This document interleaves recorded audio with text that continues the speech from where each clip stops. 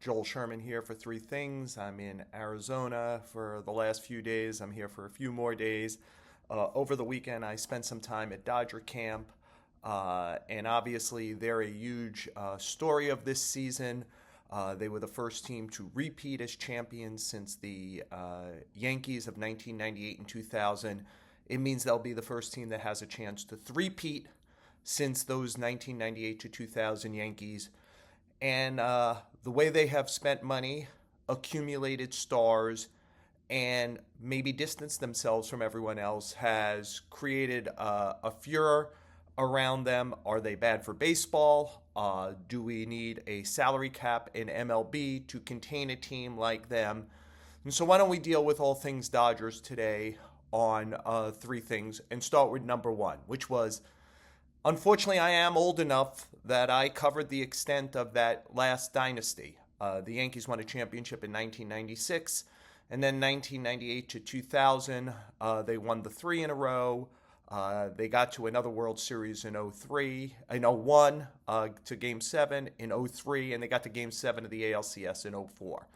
And I remember back then hearing that this will never end. The Yankees will just keep buying championships. It's bad for baseball. And I think the opposite was true. I think dynasties are actually good for the sport. It allows fans to do what's happening now, focus hatred and energy towards a team, unless, of course, you're a Dodger fan, and for teams to be competitive, figure out how to keep up with the best teams in the sport. And then here's a reminder. Everything ends. When I was a kid, if you told me there'd be no Radio Shack today, I'd go, are you crazy? I'm sure people who lived through the Roman Empire went, the Roman Empire is going to end. And again, I lived through the Yankee dynasty. I watched it end. Guys got older at kind of the same time. Brocious, O'Neill, Tino. There was no next core four, nothing close to even be able to fill in the gaps for what was an historic group at one time to come to one place. It's just not really been matched in Major League history when you take the core four plus Bernie Williams for homegrown players of that level. And at some point, you've got to change it over. And the reality is the championship Yankees did not spend on free agency and in big players the way that the teams that began to not win championships did. Jason Giambi, Gary Sheffield, Alex Rodriguez, Randy Johnson, Kevin Brown, they couldn't hold the weight of those championship expectations. They couldn't come through. And kind of like maybe in somewhat of an irony, it feels like that dynasty, though they didn't win it, they last won in 2000. They were so good those following years that through 2004, until the Red Sox won, that felt like, to me, the dynasty, 96 to 2004. And the signature play in 2004 of the Red Sox rallying from 0-3 down is Dave Roberts stealing second base with Mariano Rivera on the ninth and ready to close out the Dodgers and sweep them and get back to the World Series. Dave Roberts is now the manager of the Dodgers in this full circle world. And one of the things we learned is there's ways to go about this. The Red Sox decided to go dollar for dollar with the Dodgers, with the Yankees, and built up and also were way ahead on some of the Moneyball principles of being able to find and develop players. And they ended up starting with that 2014, winning 4 championships since then. The Yankees have won 1. So the Red Sox were able to do it.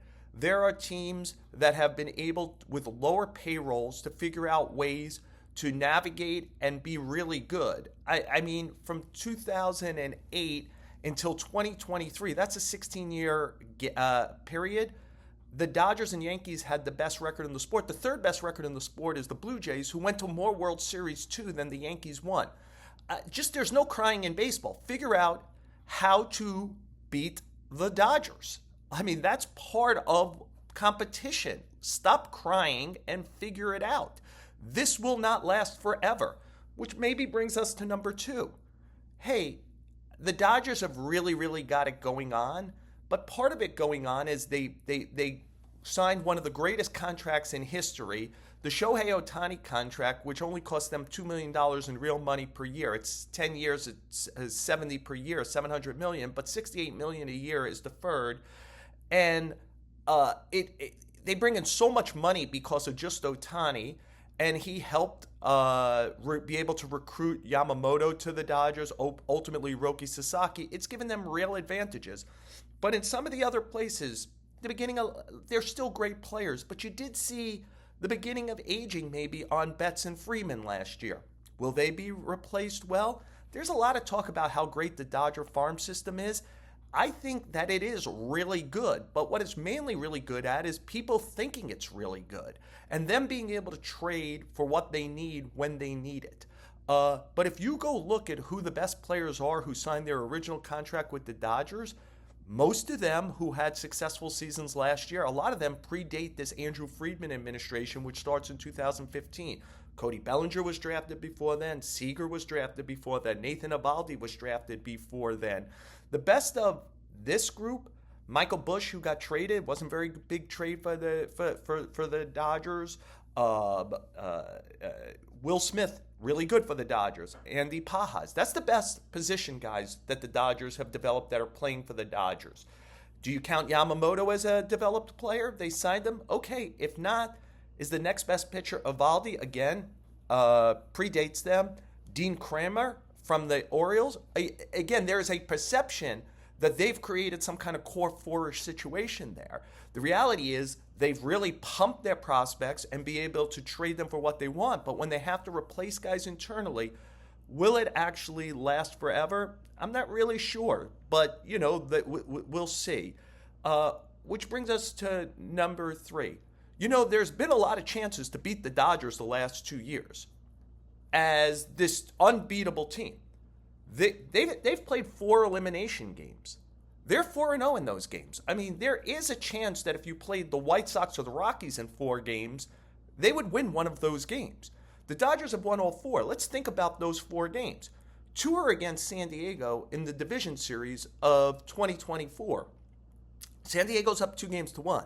By the way, if the Padres win one of those next 2 games, Dave Roberts is going to get fired because that would be 3 straight years in a row the Dodgers got knocked out in the division series. I think even Roberts would concede it would be over for him. Instead, they win the World Series. They win last year's World Series. Now he's going to Cooperstown instead of trying to figure out if he could get a job someplace else. Last year in the World Series, the Blue Jays go home to Toronto up 3-2. They've got to win one of the last 2 games.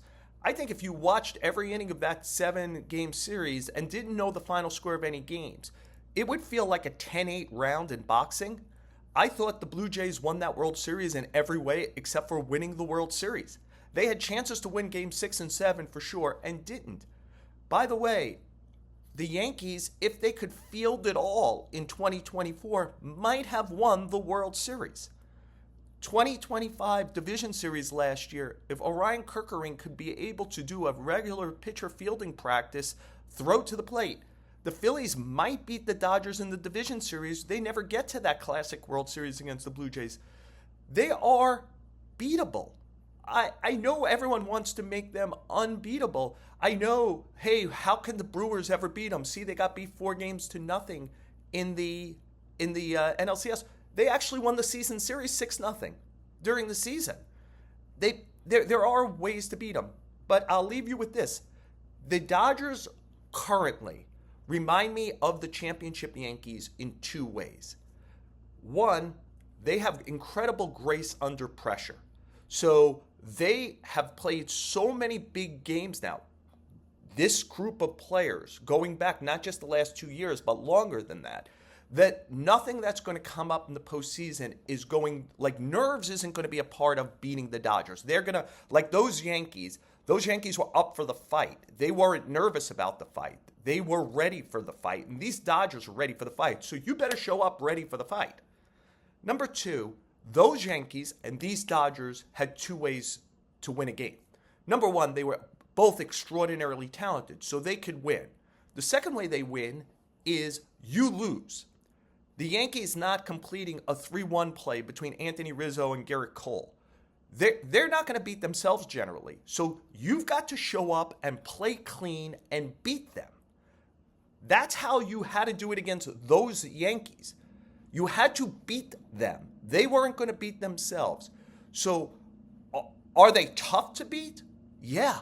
The Dynasty Yankees were tough to beat. The current Dodgers are tough to beat.